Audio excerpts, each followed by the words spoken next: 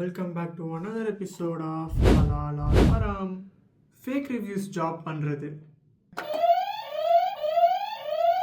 Fake reviews பண்ணுற ஜாப்ஸுக்கெல்லாம் நீங்கள் sign up பண்ணது ரொம்பவே தப்பு. இப்போ ரீசெண்டாக பார்த்தா வாட்ஸ்அப்பில் நிறையா பேர் மெசேஜ் பண்ணியிருக்கானுங்க, இந்த மாதிரி தான் என்கிட்ட ஒரு ஜாப் இருக்குது, வெறும் ஒரு நாளைக்கு 10 நிமிஷம் தான் சார் வேலையே, நீங்கள் போய் 10 அக்கௌண்ட்டில் போய் மெசேஜ் பண்ணணும், கமெண்ட் பண்ணணும், நல்லா இருக்குன்னு 5 ஸ்டார் கொடுக்கணும், உங்களுக்கு ஆட்டோமேட்டிக்காக பேங்க்கில் நாங்கள் காசு போட்டுருன்னு சொல்கிறாங்க. அந்த ஆக்சுவல் கோர் பார்த்தீங்கன்னா அந்த பிஸ்னஸ் என்ன ஏதுன்னே உங்களுக்கு தெரியாது. ஒன்று, அது தெரியாத விஷயத்துக்கு நீங்கள் போய்ட்டு 5 ஸ்டார் ரேட்டிங் வேறு கொடுக்குறீங்க. 2, அதை பார்த்து யாராவது ஒருத்தர் வாங்கி அதை அவங்க டிசப்பாயிண்ட் ஆகிட்டாங்கன்னு வச்சுக்கோங்களேன், அது ஃபோர்ஜரி தப்பு தானே. ஸோ அவங்க தப்பாக பண்ணுற பிஸ்னஸ்க்கு நீங்களும் துணை போகிற மாதிரி ஆகிடுதா.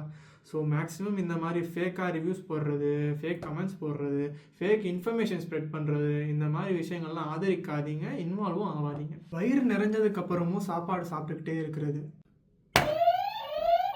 உங்களுக்கு பசி தீர்ந்ததுக்கப்புறம் நீங்கள் சாப்பாடு அதிகமாக சாப்பிட்றதுன்றது ரொம்ப தவறு.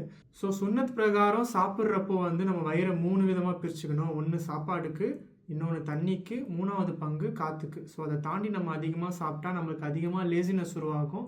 ஸோ அந்த லேசினஸ் உங்களுக்கு பார்த்தீங்கன்னா உங்களை வர்ஷிப் பண்ணுற டைமில் அது உங்களுக்கு பேக் ஃபயர் ஆக தோணும். ஸோ அதனால் நீங்கள் அதிகமாக சாப்பிட்றத ஓவர் ஈட்டிங் பண்ணுறதை ஸ்டாப் பண்ணிக்கோங்க. முடிஞ்ச அளவுக்கு சுன்னத்தை ஃபாலோ பண்ணுற மாதிரி சாப்பாடு ஆரம்பிங்க.